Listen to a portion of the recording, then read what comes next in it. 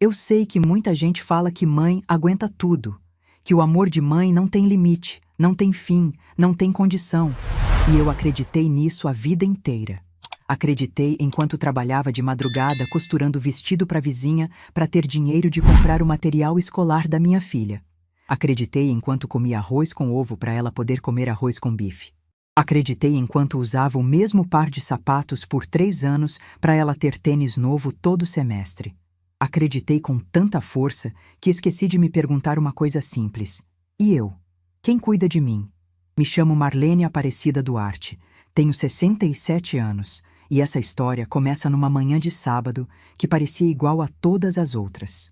Uma manhã quieta, com sol entrando pela janela da cozinha, pássaros cantando lá fora e o cheiro do café que eu tinha acabado de passar. Uma manhã que não dava nenhum sinal de que ia mudar minha vida para sempre. Eu estava sentada na minha cadeira de sempre, aquela que fica perto da janela, com a xícara azul que meu marido Osvaldo me deu no nosso 10º aniversário de casamento. Era a única xícara que eu usava para o café da manhã, todo santo dia desde que ele partiu. Pode parecer bobagem, mas quando segurava aquela xícara, era como se um pedaço dele ainda estivesse ali comigo. O Osvaldo tinha esse jeito, sabe?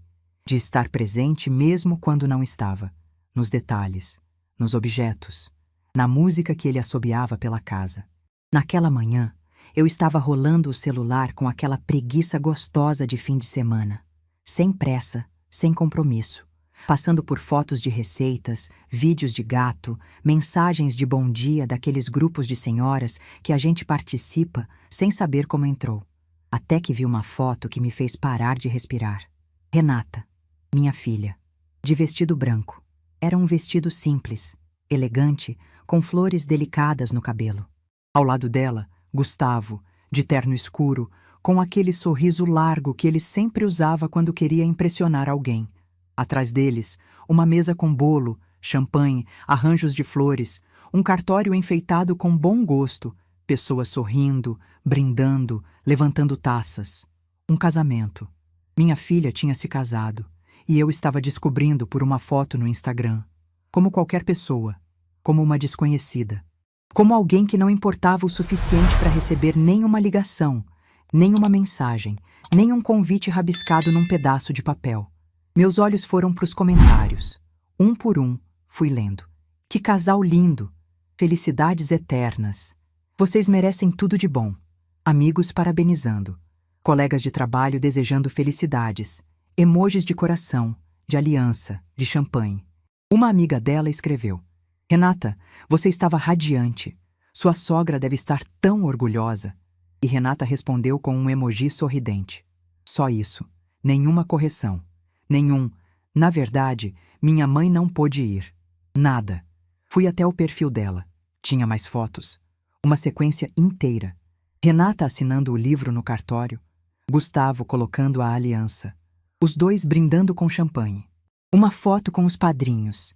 E ali, no meio daqueles rostos sorridentes, reconheci Dona Sônia, a mãe do Gustavo, com um vestido de seda e um colar de pérolas, ocupando o lugar que deveria ser meu. A mãe do noivo estava lá. A mãe da noiva não. Li cada comentário, cada legenda, cada marcação. Procurei meu nome, uma menção, um agradecimento, uma dedicatória. Uma linha que fosse dizendo: minha mãe não pôde estar aqui, mas ela está no meu coração. Nada. Absolutamente nada. Eu não existia naquela cerimônia. Não existia naquela festa. Não existia naquela decisão.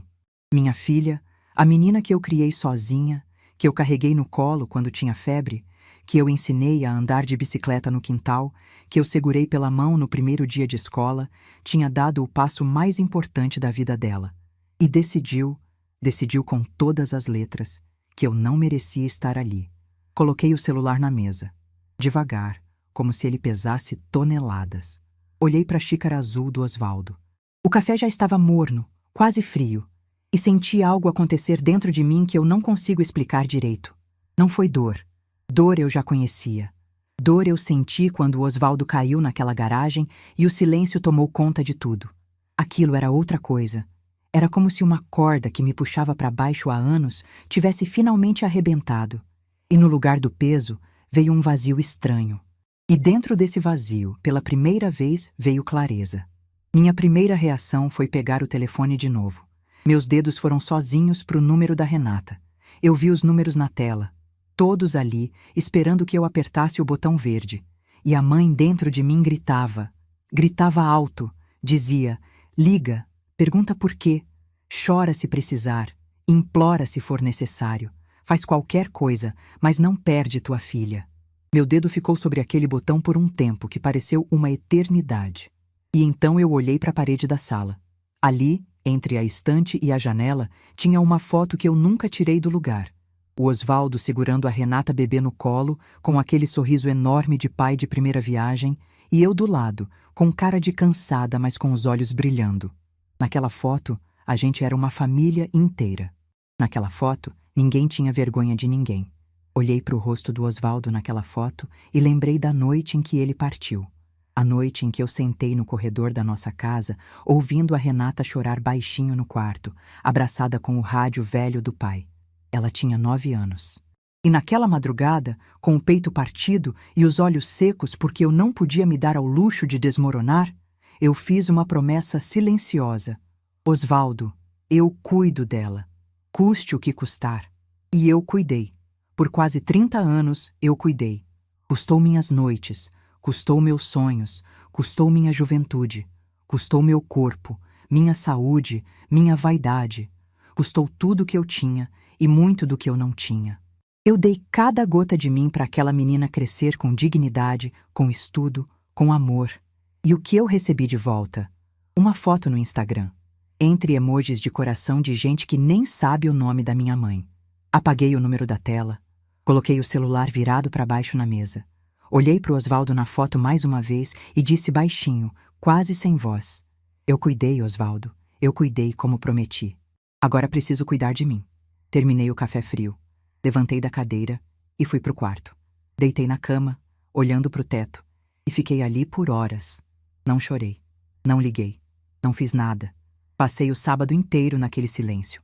E o domingo também. 2 dias inteiros sem mandar uma mensagem, sem atender o telefone, sem falar com ninguém. Dona Zilda ligou no domingo à tarde, eu deixei tocar até parar. Não era hora de conversar, era hora de decidir. E durante aquelas horas em silêncio, algo foi amadurecendo dentro de mim. Não era raiva. Raiva passa. Aquilo era outra coisa. Era uma certeza que foi crescendo devagar, como massa de pão descansando, até ficar pronta. Uma certeza de que eu precisava agir. Não por impulso, por consciência. Na segunda-feira, acordei antes do sol. Tomei um banho longo, daqueles que a gente toma quando precisa lavar mais do que a pele. Deixei a água quente cair nos ombros e fiquei ali, parada, sentindo o peso escorrer ralo abaixo. Me vesti com cuidado. Passei meu batom, aquele tom discreto que eu sempre gostei. Ajeitei o cabelo no espelho e olhei para a mulher que estava ali me encarando. Ela parecia diferente, parecia mais inteira. Peguei minha bolsa, minhas chaves e saí de casa. O banco abria às 10 e eu cheguei 10 minutos antes, esperando na calçada com a bolsa no ombro e a postura de quem sabe exatamente o que vai fazer. Caminhei aquelas 6 quadras, sentindo o sol da manhã na pele e o vento nos cabelos brancos. Passei pela padaria do seu Jorge, onde eu comprava pão francês toda manhã há 10 anos. Ele acenou para mim pela vitrine. Passei pela praça onde eu costumava levar a Renata pequena para brincar no balanço. Passei pela escola municipal, onde eu dei aula por 23 anos. Cada esquina daquela cidade guardava um pedaço da minha história. E em cada pedaço eu tinha sido forte por alguém. Nunca por mim. Até aquela manhã. Cada passo que eu dava parecia mais firme que o anterior. Não era raiva que me movia. Era algo que eu já sabia nomear. Era dignidade. A dignidade que nasce quando a gente finalmente para de aceitar o inaceitável. O gerente do banco, seu Mário, me recebeu com o sorriso de sempre. Me conhecia há 16 anos, desde que eu abri minha primeira conta ali. Sabia que eu era uma mulher organizada, pontual, que nunca aparecia sem motivo. Quando sentei na cadeira da sala dele e disse que precisava resolver 3 assuntos, ele ajeitou os óculos e disse que estava à disposição. Primeiro assunto. Eu queria retirar meu nome como avalista do empréstimo que Gustavo, meu genro, tinha feito para expandir a loja dele. Seu Mário olhou para mim por cima dos óculos e perguntou se eu tinha certeza. Expliquei que sim, que tinha pensado bem, que era uma decisão definitiva. Ele me informou que a retirada do aval dispararia uma notificação ao banco credor e que Gustavo teria 60 dias para apresentar uma nova garantia ou antecipar o pagamento da dívida. Eu entendi perfeitamente. Assinei cada documento com a letra firme de quem sabe exatamente o que está fazendo. Segundo assunto, pedi uma avaliação formal e atualizada do apartamento que eu cedia para Renata e Gustavo morarem. O apartamento que estava no meu nome, que eu tinha comprado com anos de economia e o dinheiro do seguro de vida do Osvaldo. O apartamento que eu ofereci de coração aberto para minha filha, sem cobrar um centavo de aluguel, e que agora abrigava um casal que não me julgou digna de estar no próprio casamento. Seu Mário anotou tudo e disse que em uma semana eu teria o laudo. Terceiro assunto. Transferi o saldo de uma poupança que eu alimentava há mais de 20 anos. Aquele dinheiro tinha um destino original. Era meu plano de herança antecipada para Renata. Cada depósito que eu fazia naquela conta era feito pensando nela, no futuro dela, na segurança dela. Transferi tudo para uma conta que só eu tinha acesso, cada centavo. Aquele dinheiro, a partir daquele momento, não era mais dela. Era meu. Tinha voltado a ser meu, como sempre deveria ter sido. Quando saí do banco, o sol já estava alto e a segunda-feira seguia seu ritmo normal de cidade do interior. Caminhei as 6 quadras de volta com a bolsa no ombro e uma sensação estranha no peito. Não era alívio, não era tristeza. Era como se eu tivesse tirado um vestido apertado que usava há décadas e finalmente pudesse respirar fundo. Cada documento que assinei naquela manhã era um fio que eu cortava. E com cada fio cortado, meus ombros ficavam mais leves. Cheguei em casa, fiz um café novo e fui para a varanda. Sentei na cadeira de vime que eu tinha comprado numa feira de antiguidades, estiquei as pernas e fechei os olhos. O sol da tarde batia no meu rosto e o vento trazia um cheiro de jasmim do jardim da vizinha. E ali, naquele silêncio que era só meu, eu senti algo que não sentia há anos. Paz. Não a paz de quem desistiu. A paz de quem decidiu. Peguei meu celular e olhei a foto do casamento mais uma vez. Desta vez, não doeu. Olhei para o rosto da Renata, para o sorriso dela, e disse baixinho: "Eu te amo, filha." Mas acabou. Acabou de eu ser invisível. Coloquei o celular na mesa e tomei mais um gole de café. Quente, forte, amargo, do jeito que eu gostava. Do jeito que o Osvaldo fazia. Eu sabia que aquele silêncio não ia durar para sempre. Sabia que em algum momento, quando as consequências do que eu fiz chegassem até eles, alguém viria bater na minha porta. E eu estaria aqui, na minha cadeira, com meu café, com minha calma, esperando. O que eu não sabia é que levaria pouco mais de uma semana, e que quem viria não seria minha filha. Seria ele, o genro que nunca me olhou nos olhos. Chegaria com a camisa amassada, o rosto vermelho, a testa brilhando de suor. E diria uma frase que eu nunca vou esquecer enquanto viver. Mas isso, eu conto no a seguir 10 dias. Foi o tempo que levou para alguém aparecer na minha porta. 10 dias desde aquele sábado em que vi a foto no Instagram. 10 dias em que não liguei para Renata, não mandei mensagem, não perguntei sobre o casamento, não dei parabéns, não chorei em voz alta. 10 dias em que tomei meu café toda manhã na xícara azul do Osvaldo, sentei na varanda, olhei para os pássaros e respirei um ar que parecia mais limpo a cada manhã que passava. Na terça-feira da semana seguinte, pontualmente às 4 da tarde, a campainha tocou. Eu estava na cozinha preparando um bolo de fubá. Tinha acabado de colocar a forma no forno e o apartamento inteiro cheirava a milho e manteiga. Limpei as mãos no pano de prato, arrumei o cabelo atrás da orelha e fui até a porta sem pressa. Olhei pelo olho mágico. Gustavo. Sozinho. Sem Renata. A camisa social meio amassada, como se ele tivesse puxado a gola várias vezes no caminho até ali. O rosto vermelho, a testa brilhando de suor. As mãos inquietas nos bolsos da calça, como se não soubesse o que fazer com elas. Ele olhava para o chão, depois para o teto, depois para o chão de novo. Abri a porta. E naquele momento, aconteceu algo que nunca tinha acontecido em todos os anos que eu conhecia aquele homem. Gustavo me olhou nos olhos. De verdade. Não aquele olhar de passagem que ele sempre me dava, como quem olha para um móvel no corredor.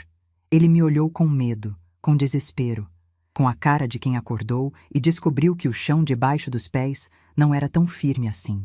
E disse com a voz trêmula, quase engolindo as palavras: "Sogra, a senhora fez o quê?" Eu sorri. Não um sorriso de deboche, não um sorriso de raiva. Um sorriso calmo, daqueles que a gente dá quando finalmente está em paz com uma decisão. Abri mais a porta, dei passagem e voltei para a cozinha. Peguei a xícara azul, servi meu café, sentei na minha cadeira e tomei um gole longo. O café estava na temperatura perfeita. Amargo, forte, quente. Do jeito que o Osvaldo fazia. Gustavo ficou parado na porta da cozinha, como se precisasse de autorização para entrar. Eu não ofereci cadeira. Não ofereci café. Não ofereci nada. Apenas fiquei ali, tomando meu café, esperando. Ele começou a falar, atropelando as palavras, misturando explicações com acusações, tentando ao mesmo tempo se justificar e me convencer. Disse que o banco tinha mandado uma notificação, que sem meu aval ele tinha 60 dias para arranjar outra garantia ou pagar tudo antecipado. Disse que não tinha esse dinheiro, que a filial da loja ainda não dava lucro suficiente, que isso ia acabar com ele. Disse que eu estava destruindo o futuro da minha própria filha. Quando ele terminou de falar, eu tomei mais um gole do café e disse, com a mesma calma de quem comenta sobre o tempo: "Gustavo, vocês tomaram uma decisão sobre a minha vida sem me consultar. Agora, eu tomei uma decisão sobre a minha vida sem consultar vocês. Acho justo, não é?" Ele abriu a boca para responder. Não saiu nada.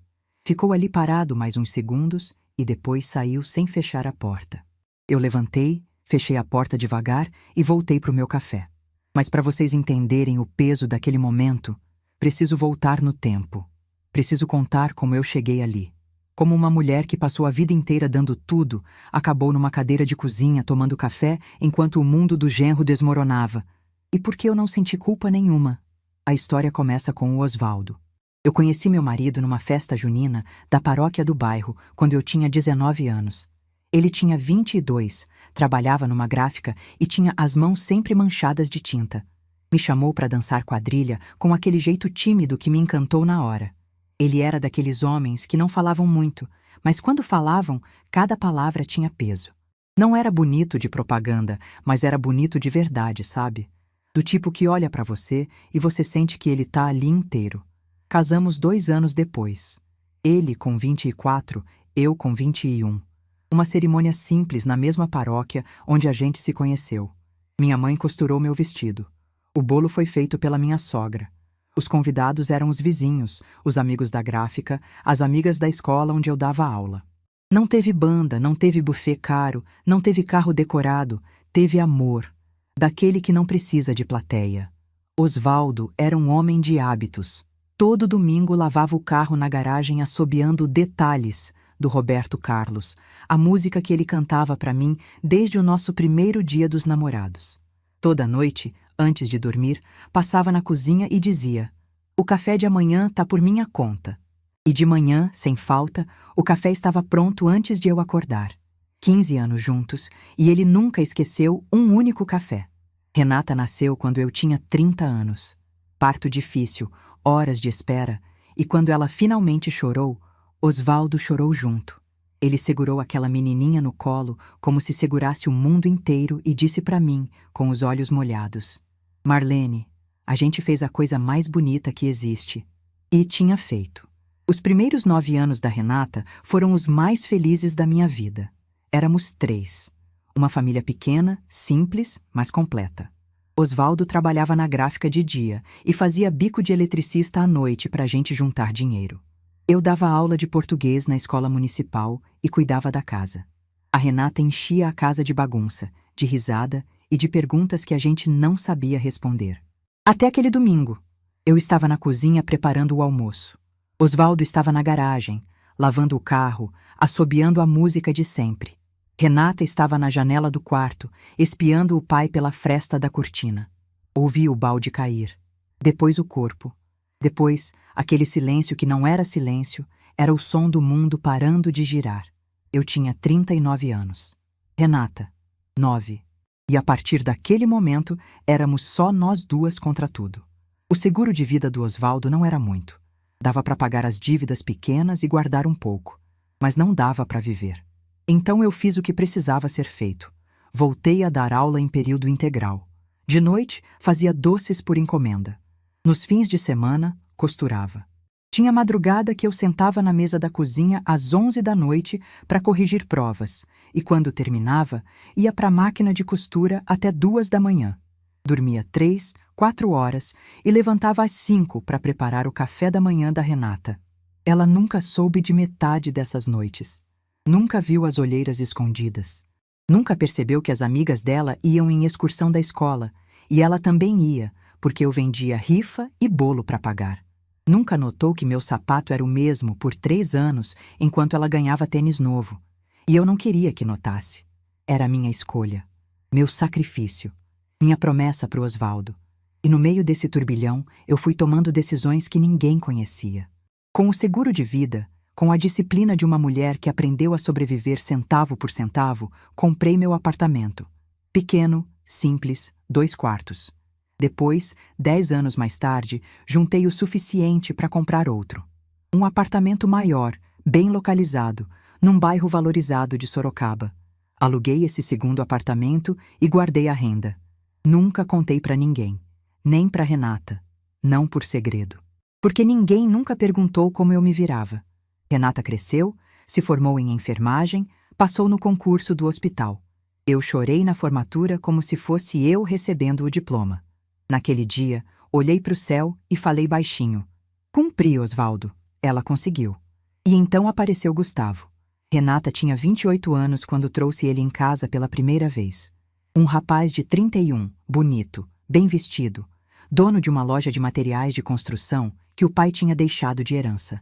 Falava bonito, apertava a mão firme, olhava todo mundo nos olhos com confiança. Todo mundo menos eu. Para mim, era um beijo apressado na bochecha. Um tudo bem, dona Marlene, que não esperava resposta e um sorriso que nunca chegava nos olhos. Minha amiga dona Zilda, que me conhecia desde os tempos de escola, veio tomar café comigo no dia seguinte e perguntou o que eu achava dele. Eu disse, esse menino sorri com a boca, Zilda, mas os olhos não acompanham.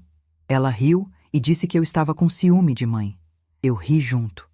Mas meu instinto estava aceso e meu instinto nunca tinha me enganado. Engoli a desconfiança. Fiz o que toda mãe faz. Sorri, abracei, torci para estar errada. Quando eles decidiram morar juntos, ofereci meu segundo apartamento, o maior, o bem localizado.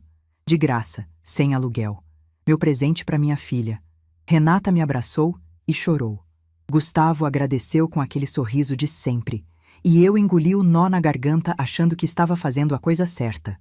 1 ano depois, Gustavo decidiu expandir a loja. Abrir uma filial num bairro comercial. Precisava de um empréstimo grande e o banco exigia avalista com imóvel como garantia. Ele veio com a Renata na minha cozinha, sentou na cadeira que eu trouxe da nossa antiga casa, a mesma cadeira onde o Osvaldo costumava sentar quando a gente jantava junto, e explicou o plano. Renata segurou minha mão e disse, mãe, é o sonho dele. É o futuro da nossa família. Eu olhei para minha filha. Vi nela a mesma menina que dormia abraçada ao rádio do pai. Vi a confiança cega no olhar. E assinei. Coloquei meu nome, meu CPF, meu imóvel como garantia do sonho de um homem que não me olhava nos olhos. Dali em diante, virei invisível. As ligações encurtaram. Os almoços de domingo sumiram. Eu pagava IPTU do apartamento deles, cobria a parcela atrasada do empréstimo quando o banco me ligava, consertava o que quebrava, ficava com o cachorro quando viajavam. E o agradecimento era sempre igual. Beijo apressado da Renata, sorriso vazio do Gustavo e um silêncio cada vez mais grosso entre nós. Comecei a ouvir coisas que me cortavam. Patrícia, uma colega de trabalho da Renata, me encontrou no supermercado e disse, Dona Marlene, a Renata sempre fala que a senhora é muito presente. Presente. Não importante. Não especial. Presente. Como um móvel que está sempre ali e ninguém nota até o dia que tira. Mas o que mais me doía era a família do Gustavo. Dona Sônia, a mãe dele, era uma mulher que media o valor das pessoas pelo tamanho da conta bancária. Nos poucos almoços em família, ela fazia questão de mencionar a casa de praia, as viagens internacionais, o carro importado. Uma vez, na minha frente, perguntou para Renata: "Sua mãe ainda dá aula naquela escolinha municipal?" O "naquela escolinha" foi como uma lâmina. Renata ficou vermelha, mas não disse nada, e eu também não, porque era isso que eu fazia. Engolia, sorria, voltava para casa e chorava sozinha no banheiro com o chuveiro ligado para abafar o som. Esse era meu papel. Ou, pelo menos, o papel que eu deixei me convencerem a aceitar. Teve uma noite, um mês antes do casamento escondido, que quase me quebrou. Era aniversário do Osvaldo. Todo ano eu cozinhava o prato favorito dele, frango ao molho com batata, acendia uma vela e ficava na mesa lembrando dos nossos anos juntos. Liguei para Renata perguntando se queria vir jantar comigo, como fazíamos quando ela era menina. A resposta veio rápida. "Não posso, mãe. Tenho compromisso com a família do Gustavo." Família do Gustavo. Como se eu fosse uma estranha. Como se os 15 anos de casamento com o Osvaldo, os quase 30 anos criando ela sozinha, não fossem família o suficiente. Desliguei o telefone. Sentei na cadeira da cozinha. Olhei para o prato de frango que eu tinha feito para 2 e comi sozinha. E naquela noite, entre o cheiro do molho e o silêncio da casa, eu comecei a entender uma coisa que ainda não tinha nome. Minha bondade tinha virado costume. E ninguém agradece por costume. Ninguém respeita costume. Costume é o que a gente tem sem precisar pedir. E eu tinha me tornado isso na vida da minha filha. Algo que ela tinha sem precisar pedir, sem precisar valorizar, sem precisar merecer. Eu só não sabia que faltava pouco, muito pouco, para eu descobrir até onde ia essa falta de consideração. Porque o pior ainda não tinha acontecido. O pior estava numa foto no Instagram, esperando por um sábado de manhã para me destruir. Ou melhor, para me reconstruir. Mas o que aconteceu depois que o Gustavo saiu do meu apartamento naquela terça-feira, o que Renata fez quando soube de tudo, e a verdade que ela deixou escapar entre lágrimas. Isso mudou tudo. E é exatamente o que eu vou contar agora. Gustavo saiu do meu apartamento naquela terça-feira sem fechar a porta. Eu levantei, fechei devagar e voltei para o meu café. Mas algo no olhar dele ficou comigo. Não era raiva. Raiva eu reconheço. Era desespero. O desespero de quem construiu uma vida inteira em cima de um chão que não era dele e de repente sente o chão tremer. Passei o resto da semana em silêncio. Não procurei Renata, não procurei Gustavo, não procurei ninguém. Fiz minha rotina como se nada tivesse acontecido. Café de manhã na xícara azul, caminhada na praça, almoço leve, leitura na varanda à tarde. Dona Zilda apareceu na quarta para tomar café comigo e percebeu que eu estava diferente. Disse que meus olhos estavam mais calmos. Eu respondi que era porque eu finalmente tinha parado de carregar peso que não era meu. No sábado seguinte, 2 semanas depois de ter descoberto o casamento pelo Instagram, a campainha tocou de novo. Eu estava na cozinha lavando louça. Sequei as mãos no pano de prato, respirei fundo e fui até a porta. Olhei pelo olho mágico. Renata, minha filha, estava ali, sozinha. Sem o Gustavo, sem sorriso, sem aquela postura confiante que ela costumava ter. O cabelo estava preso num coque frouxo, os olhos inchados, o rosto de quem não dormia direito há dias. Ela segurava uma bolsa com as 2 mãos, apertando a alça como se fosse a única coisa que a mantinha de pé. Abri a porta. Ela me olhou e, no mesmo instante, os olhos encheram de água. Ficou ali parada, sem conseguir falar, com o lábio tremendo igual tremia quando era criança e fazia alguma coisa errada e não sabia como contar. Eu não disse nada. Abri a porta toda, dei passagem e voltei para a cozinha. Coloquei a chaleira no fogo. Peguei 2 xícaras, preparei café para os 2. Coloquei a xícara dela na mesa, sentei na minha cadeira e esperei. Renata entrou devagar, como se estivesse pedindo licença para entrar na vida de alguém. Sentou na cadeira da frente, pegou a xícara com as 2 mãos e ficou olhando para o café sem beber. O silêncio entre nós durou quase 1 minuto inteiro. Era um silêncio pesado, desses que a gente sente na pele como umidade antes da chuva. E então ela começou a falar. Começou pedindo desculpas. Disse que sabia que tinha errado, que não devia ter escondido o casamento, que se arrependia todos os dias desde que viu que eu não tinha mandado nenhuma mensagem.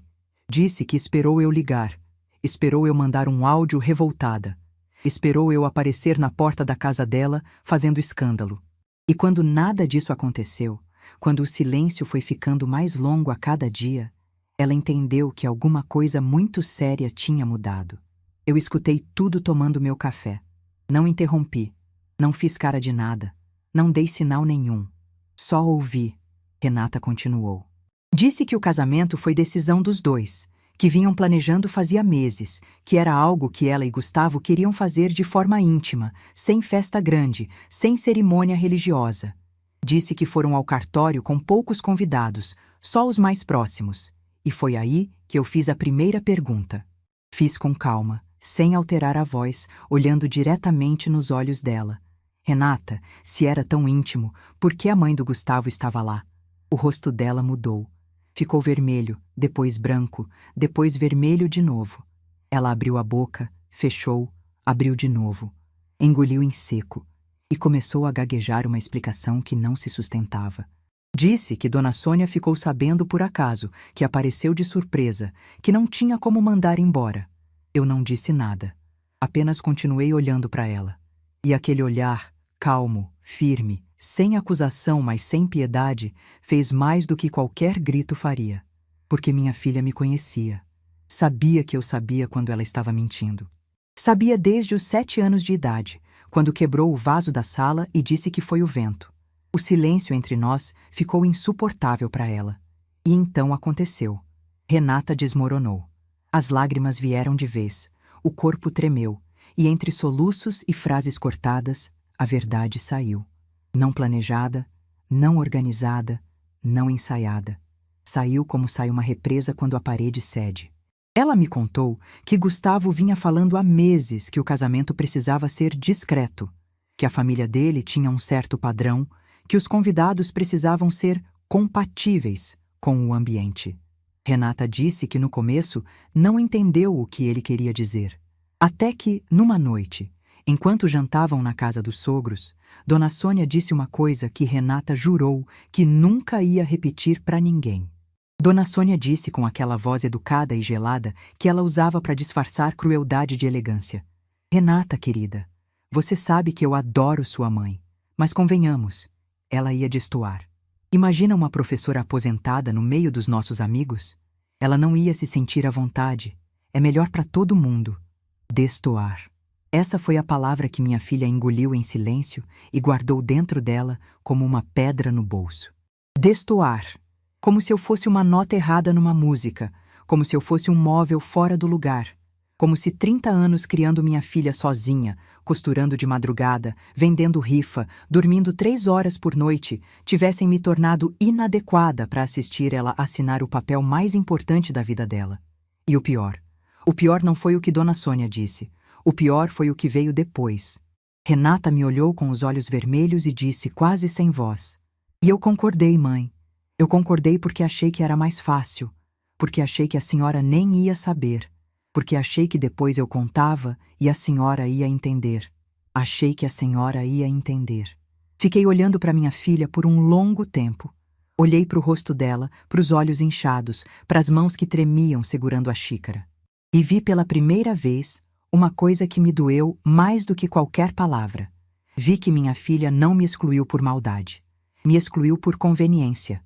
Porque ao longo dos anos eu ensinei ela que podia fazer qualquer coisa comigo, e eu ia entender. Que podia cancelar almoços, e eu ia entender. Que podia me tratar como invisível, e eu ia entender. Que podia me excluir do casamento, e eu ia entender. Porque eu era a mãe que sempre entendia. A mãe que nunca reclamava.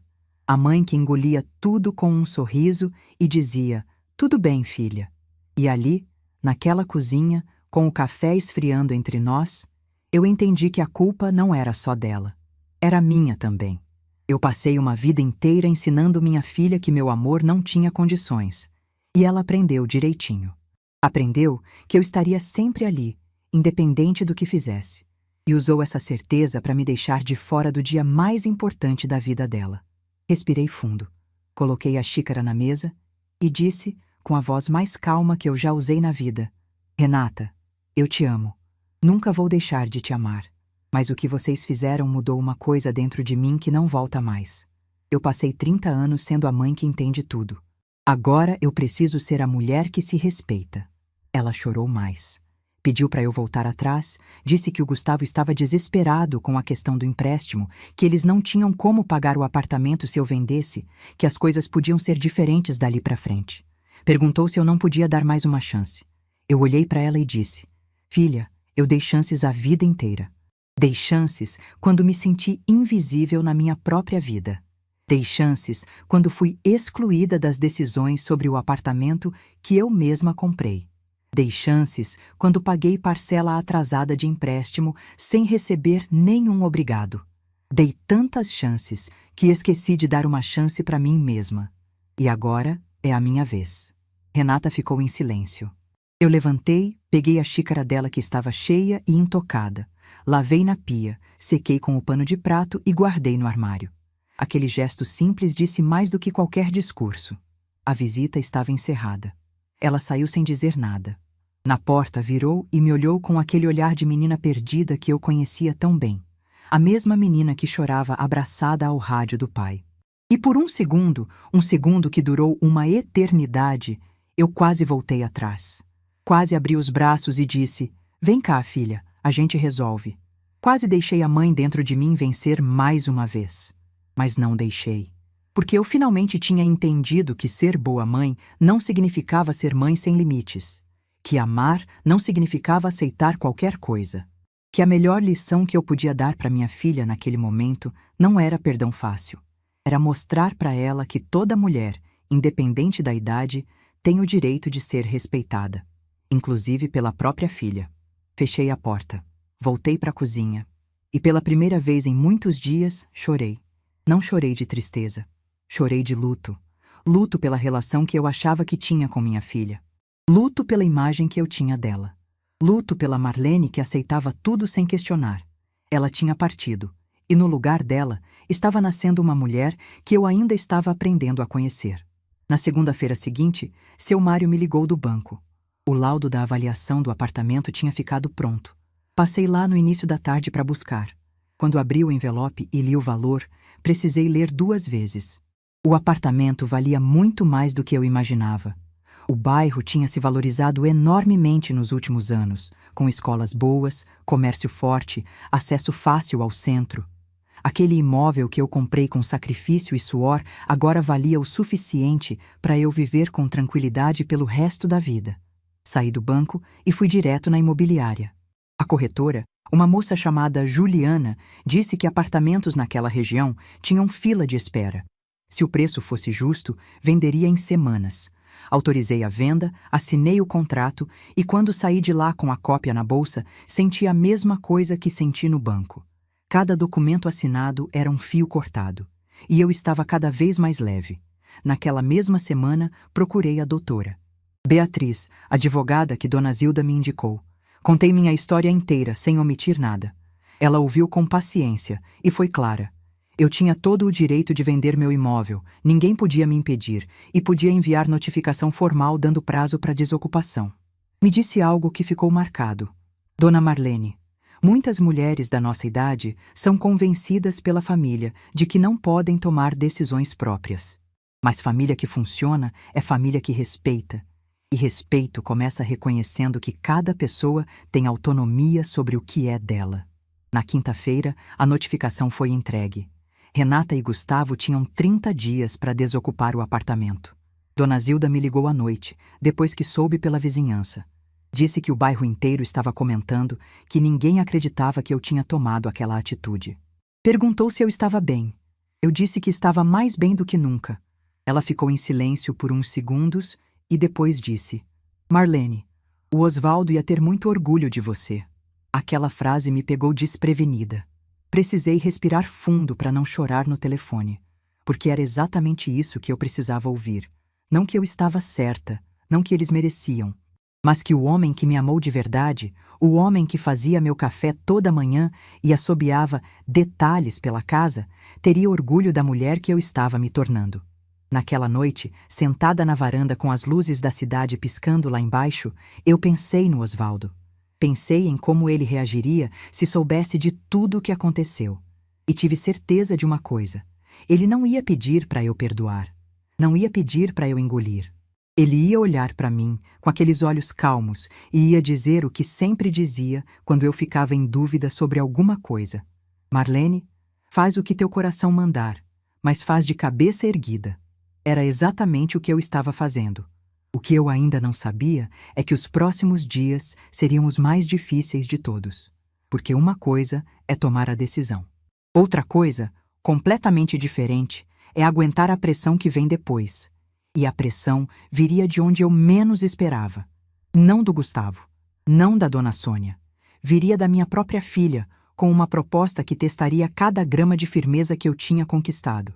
E viria também uma descoberta. Algo que Gustavo escondia não só de mim, mas da própria Renata. Algo que, quando viesse à tona, mudaria completamente a forma como minha filha enxergava o homem com quem tinha acabado de se casar. Mas isso eu só descobri depois. E quando descobri, entendi que meu silêncio naquele sábado de manhã não tinha sido apenas uma escolha. Tinha sido uma proteção. A maior proteção que eu podia ter dado a mim mesma. Quando a notificação de desocupação chegou, eu sabia que a pressão viria. O que eu não imaginava é que viria de tantos lados ao mesmo tempo. Na primeira semana, recebi ligações de pessoas que não falavam comigo há anos. Tia Conceição, irmã do Osvaldo, ligou para dizer que eu estava sendo dura demais. Que família era sagrada, que mãe não faz isso com filha, que eu deveria ter mais paciência. Escutei tudo com educação e disse: Tia Conceição, quando foi a última vez que a senhora me ligou para perguntar como eu estava? O silêncio do outro lado disse tudo. Desejei boa noite e desliguei. Uma prima da Renata mandou mensagem pelo WhatsApp. Um textão enorme dizendo que eu estava destruindo a família, que Deus não aprovava esse tipo de atitude, que eu ia me arrepender. Eu li, respirei fundo e apaguei a conversa sem responder. Não ia gastar minha energia com gente que só aparecia quando precisava opinar. A vizinha do apartamento onde Renata morava, Dona Glorinha, me encontrou na padaria do seu Jorge e veio com aquela cara de pena que eu já conhecia.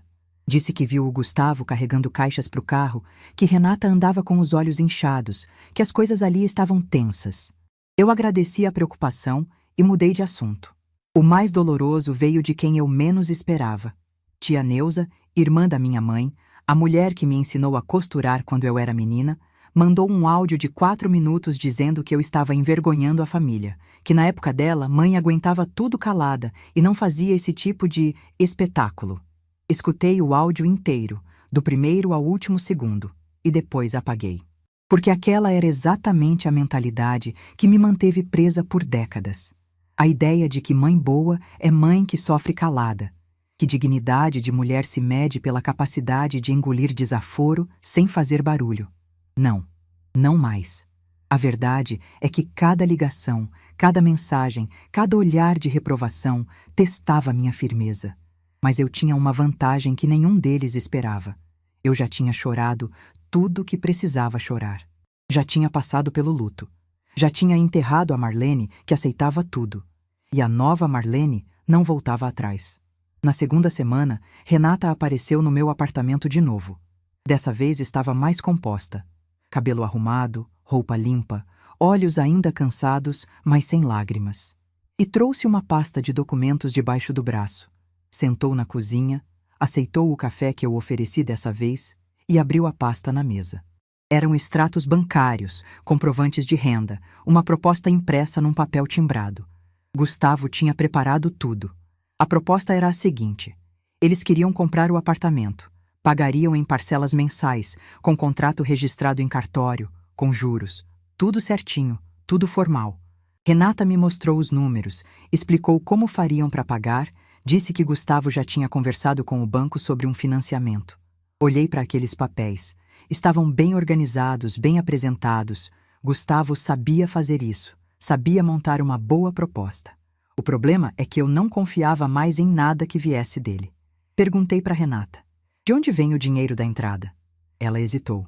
Disse que Gustavo ia pegar um empréstimo pessoal. Perguntei: outro empréstimo?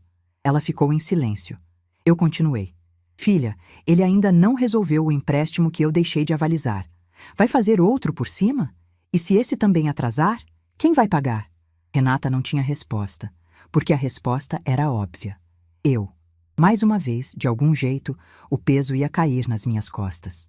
Aquela proposta bonita era uma nova armadilha embrulhada em papel timbrado. Disse para ela que não aceitava, que o apartamento já estava com a corretora, que já tinha interessados e que minha decisão era definitiva. Renata respirou fundo, guardou os papéis na pasta e disse, com uma voz que misturava tristeza e frustração: "Mãe, a senhora está nos punindo." Olhei para ela e respondi: "Renata, punição é o que vocês fizeram comigo quando me excluíram do casamento.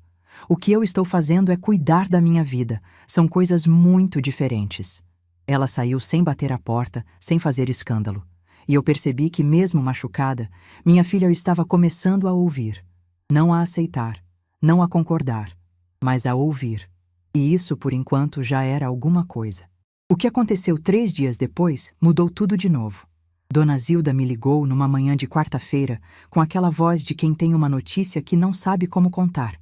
Pediu para eu sentar, e quando Dona Zilda pede para a gente sentar, a gente senta. Ela disse que o marido dela, seu Valdir, que trabalhava num escritório de contabilidade no centro, tinha ficado sabendo de uma coisa sobre o Gustavo. Não por fofoca, mas por informação que cruzou na mesa dele por acaso, como acontece em cidade pequena, onde todo mundo conhece todo mundo. A filial da loja do Gustavo, aquela que ele abriu com um empréstimo que eu avaliei, não estava apenas dando prejuízo. Estava com dívidas que iam muito além do empréstimo original. Gustavo tinha pegado outros financiamentos, com outras instituições, usando a própria loja como garantia. Tinha fornecedores sem receber há meses, funcionários com salário atrasado. A situação era muito pior do que qualquer um imaginava. Mas não era isso o mais grave. O mais grave era outra coisa.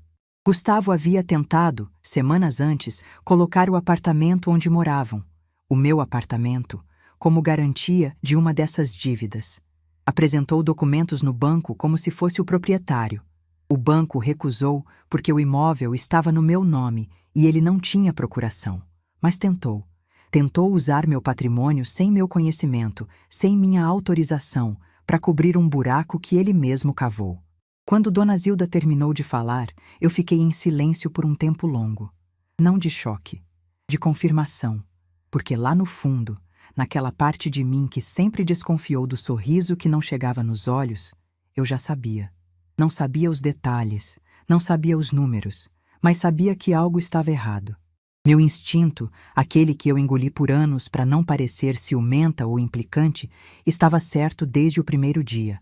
A pergunta que me consumiu naquele momento foi: Renata sabia? Decidi que precisava descobrir, mas não ia perguntar para ela. Ia deixar a verdade aparecer sozinha. Porque eu já tinha aprendido que quando a gente fica em silêncio tempo suficiente, as coisas se revelam. Não precisei esperar muito. No fim de semana seguinte, Renata me ligou. Não para pedir nada, não para tentar me convencer.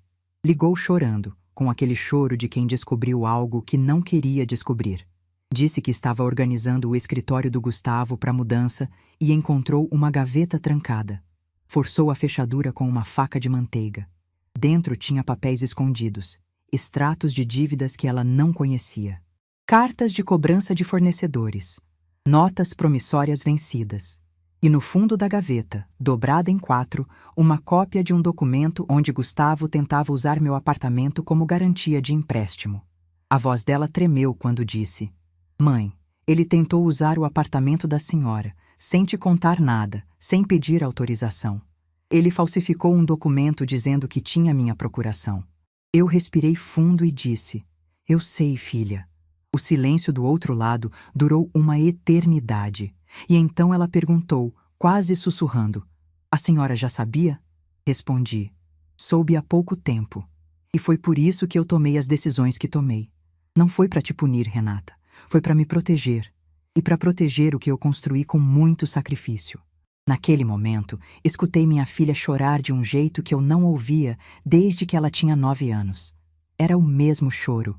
O choro de quem perde uma certeza. Quando criança, ela perdeu o pai. Agora, estava perdendo a imagem que tinha do marido. E eu, do outro lado da linha, segurei o telefone com força e fiz a coisa mais difícil que uma mãe pode fazer: Não corri para salvá-la. Não disse, vem pra cá que a mamãe resolve. Não ofereci dinheiro, não ofereci abrigo, não ofereci solução. Fiquei ali, ouvindo, presente, mas sem invadir, porque minha filha era uma mulher adulta. E mulheres adultas precisam enfrentar as consequências das próprias escolhas, mesmo quando essas escolhas partem o coração. Quando ela se acalmou, eu disse apenas, Renata, eu te amo. Isso nunca mudou e nunca vai mudar. Mas você precisa abrir os olhos para a vida que está vivendo. E essa é uma decisão que só você pode tomar. Desligamos. E eu fiquei sentada na cozinha, olhando para a xícara azul do Osvaldo, pensando em como a vida dá voltas que a gente não espera. Eu comecei essa jornada querendo proteger minha dignidade e acabei, sem querer, abrindo os olhos da minha filha para algo que ela se recusava a enxergar. 2 semanas depois, o apartamento foi vendido.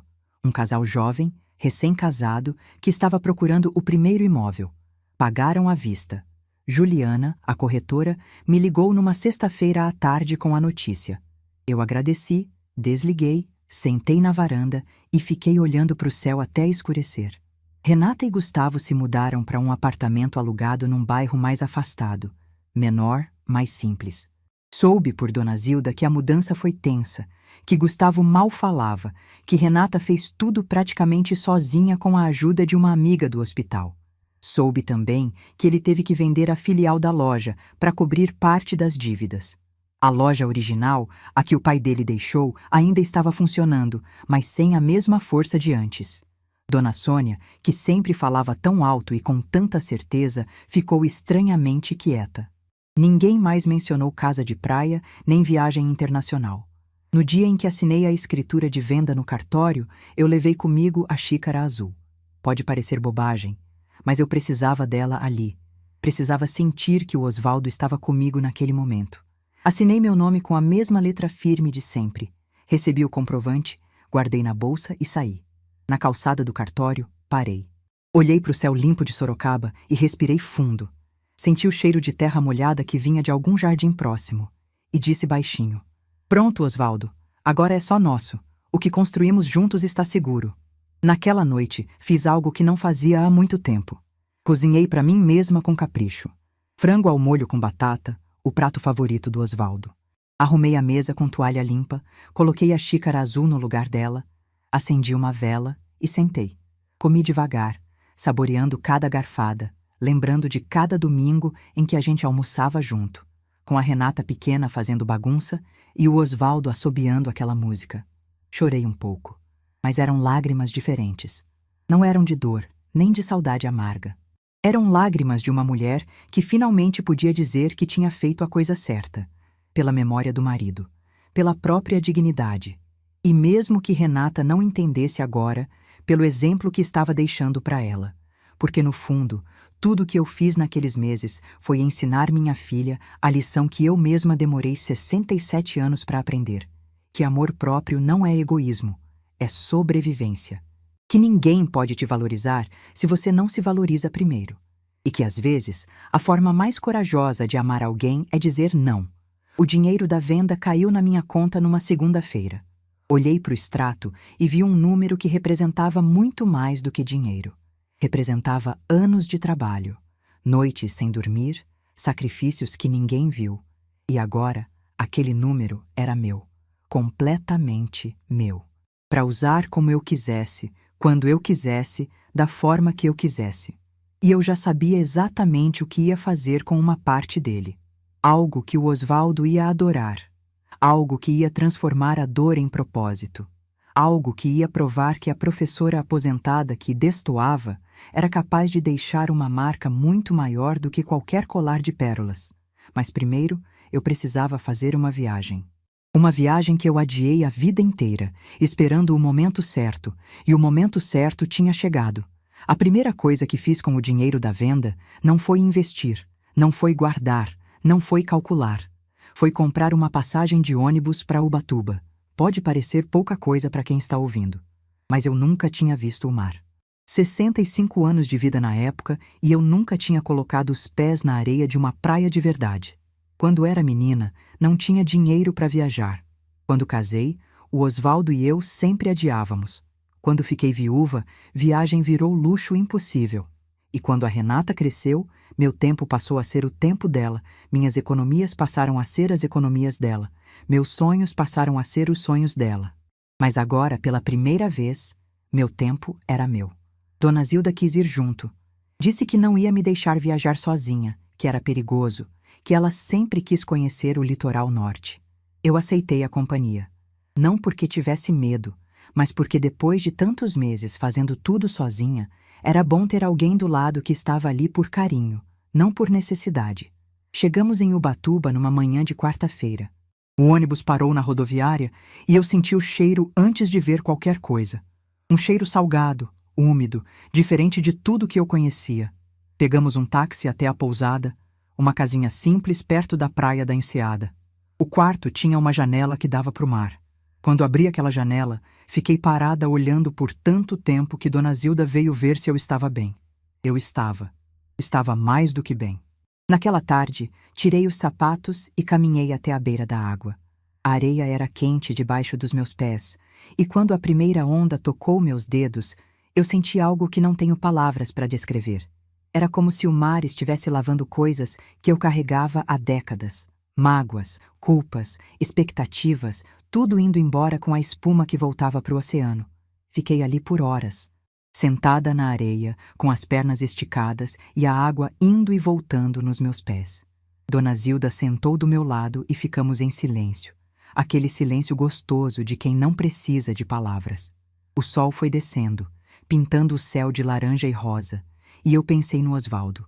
Pensei em como ele ia adorar aquilo, como ele ia ficar ali do meu lado, assobiando detalhes baixinho, enquanto o sol sumia no horizonte. Peguei a xícara azul que eu tinha levado na bolsa. Sim, eu levei a xícara azul para Ubatuba. Dona Zilda riu quando viu, disse que eu era maluca. Mas eu precisava dele ali comigo. Pedi um café na barraca da praia, servi na minha xícara e tomei o primeiro gole olhando para o mar. Café com sal no ar. O gosto mais bonito que eu já provei na vida. Disse baixinho pro vento levar. Osvaldo, a gente finalmente chegou. Ficamos 5 dias em Ubatuba. Caminhei por praias que eu só conhecia de cartão postal. Comi peixe fresco num restaurante pé na areia. Comprei um chapéu de palha que ficou ridículo em mim, mas que me fez rir de mim mesma como não ria há anos. E em cada um desses momentos eu sentia que estava recuperando pedaços de mim que tinham se perdido pelo caminho. Na última noite, sentada na varanda da pousada com Dona Zilda, tomando vinho e ouvindo o som do mar, eu contei para ela o plano que estava nascendo dentro de mim. Eu ia criar um projeto educacional. Um reforço escolar gratuito para crianças do bairro onde eu cresci, um bairro simples na periferia de Sorocaba, onde muita criança não tem quem ajude com o dever de casa, onde muita mãe trabalha o dia inteiro e não tem tempo de sentar com o filho para estudar. Eu, que fui professora por 23 anos, sabia o que a educação podia fazer na vida de uma criança. Eu, que passei a vida inteira ajudando os outros, ia continuar ajudando, mas dessa vez por escolha, não por obrigação.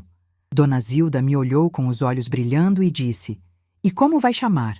Eu já sabia. Sabia desde o momento em que a ideia nasceu. Ia se chamar Cantinho do Saber. E na porta não ia ter meu nome. Ia ter o nome do Osvaldo. Porque tudo que eu construí na vida, comecei ao lado dele. E aquele projeto seria a continuação do que a gente sonhou junto. Dar para as crianças as oportunidades que a gente não teve. Quando voltei para Sorocaba, coloquei o plano em prática. Aluguei uma sala comercial no bairro Vila Progresso, perto da escola onde eu dei aula durante anos. Comprei mesas, cadeiras, lousa, material escolar. Tudo com o dinheiro da venda do apartamento. Pintei as paredes de amarelo claro, a cor que o Osvaldo mais gostava. Coloquei uma placa na entrada. Cantinho do Saber. Espaço Osvaldo Duarte. Quando vi aquele nome na porta, precisei parar e respirar. Não de tristeza, de completude. Como se um ciclo que começou naquela garagem, num domingo de sol, finalmente tivesse encontrado seu destino. Dona Zilda me ajudou com a divulgação. Fizemos panfletos, espalhamos pela vizinhança, falamos com as diretoras das escolas do bairro. Na primeira semana, apareceram 7 crianças. Na segunda, 12. No final do primeiro mês, Eu já tinha lista de espera. As tardes no Cantinho do Saber se tornaram a melhor parte do meu dia. Eu chegava às 2, organizava o material e quando as crianças apareciam depois da escola, era como se o sol entrasse junto com elas. Eu ensinava português, matemática, ajudava com os deveres, lia histórias e elas me chamavam de Dona Marlene, com aquele respeito carinhoso que eu não ouvia há muito tempo. Teve um menino, o Davi, de 9 anos, que me marcou profundamente. Ele vinha todo dia pontual, com o caderno debaixo do braço e uma fome de aprender que me lembrava da Renata quando era pequena. A mãe dele trabalhava como auxiliar de limpeza em 2 empregos e não tinha como ajudar com a escola. O pai tinha ido embora quando ele era bebê. Davi era criado pela avó, uma senhora de 74 anos que mal sabia ler. Um dia, depois da aula, Davi ficou para trás enquanto as outras crianças iam embora. Veio até mim com o caderno aberto e mostrou uma redação que ele tinha feito na escola. O tema era A Pessoa que Eu Mais Admiro. Ele tinha escrito sobre a avó. E no final, acrescentou uma frase que me fez segurar as lágrimas com toda a força que eu tinha. E também admiro a Dona Marlene, que ensina a gente de graça porque gosta da gente de verdade. Naquela noite, sentada na minha varanda com a xícara azul, eu chorei. Chorei de uma forma que não chorava há muito tempo. Não de dor, não de saudade, não de luto. Chorei porque finalmente entendi para que serviam todos aqueles anos de sacrifício. Não era para que minha filha me agradecesse. Não era para que alguém reconhecesse meu esforço. Era para que eu me tornasse a mulher que eu era agora. Uma mulher que sabia ensinar, que sabia acolher, que sabia que seu valor não dependia de ser aceita por ninguém.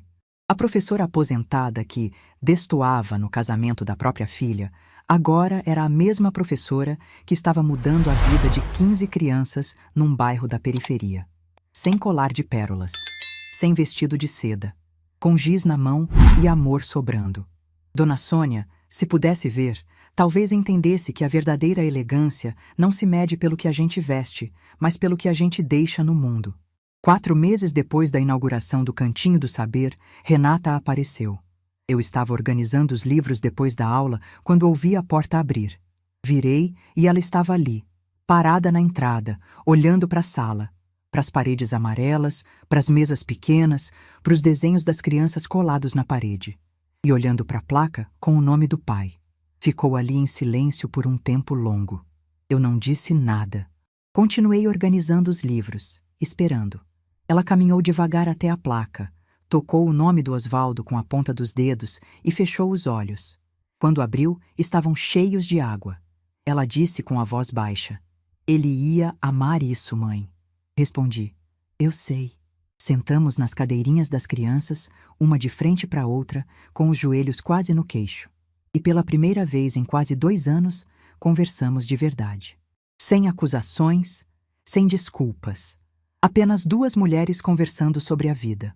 Renata me contou que ela e Gustavo estavam passando por um momento difícil. Que a descoberta dos documentos na gaveta tinha abalado tudo.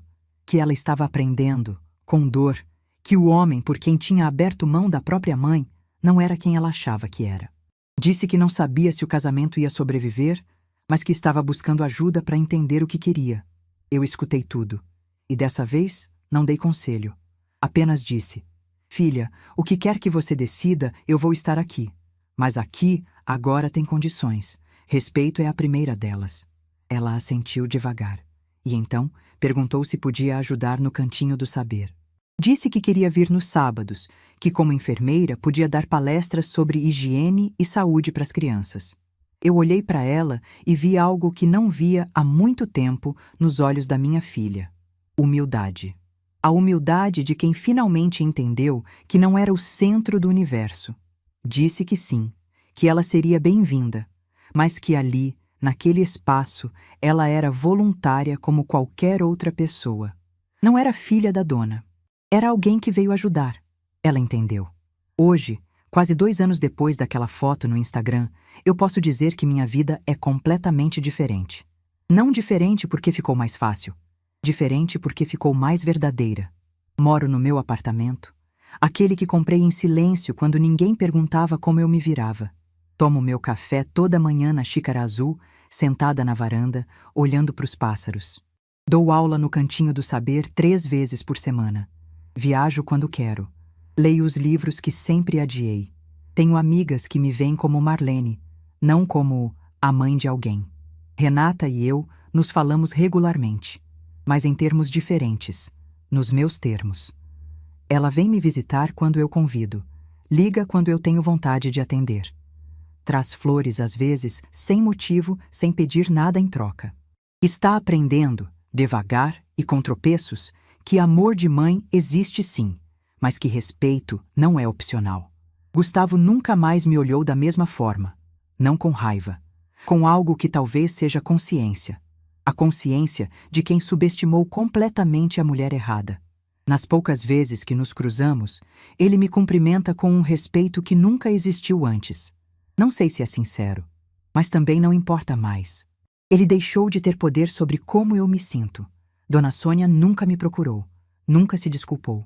E eu não espero que faça isso. Algumas pessoas passam pela nossa vida para nos ensinar exatamente o que não queremos ser. E por essa lição, mesmo sem saber, ela me fez mais forte. Outro dia, o Davi me perguntou por que eu tinha dado o nome do meu marido para o projeto. Eu sentei do lado dele e contei a história do Osvaldo. Do homem que assobiava detalhes na garagem todo domingo. Do homem que fazia meu café toda manhã e nunca esqueceu um único dia. Do homem que olhou para nossa filha recém-nascida e disse que a gente tinha feito a coisa mais bonita que existe. Davi ouviu calado e depois disse: "Ele parecia ser muito legal, dona Marlene." Eu sorri e respondi: "Era, Davi, o melhor homem que eu conheci." Naquela noite, sozinha na minha varanda, com a cidade acendendo as luzes lá embaixo e o café quente na xícara azul, eu pensei no Osvaldo. E ouvi, bem baixinho, como se viesse de dentro do meu peito, a voz dele dizendo aquilo que ele sempre dizia: "Marlene, faz o que teu coração mandar, mas faz de cabeça erguida." Eu fiz, Osvaldo, de cabeça erguida. E se eu pudesse voltar àquela manhã de sábado, aquele momento em que vi a foto no Instagram e o mundo pareceu desabar, eu faria tudo de novo, exatamente igual. Porque aquela dor não me destruiu, me devolveu a mim mesma. E descobrir quem a gente é, mesmo que tarde, mesmo que aos 67 anos, é a maior conquista que existe. Meu silêncio naquele sábado foi a coisa mais barulhenta que eu já fiz na vida. E esse barulho, essa coragem, essa escolha de colocar minha dignidade acima de tudo, é o que eu deixo para quem está ouvindo essa história. Não como conselho, como prova. Prova de que nunca é tarde para exigir respeito. Nunca é tarde para começar de novo. E nunca, nunca mesmo, é tarde para tomar um café em paz. Se essa história tocou seu coração, deixe seu like, se inscreva no canal e comente aqui embaixo. No meu lugar, o que você faria? Sua mensagem pode iluminar o dia de alguém.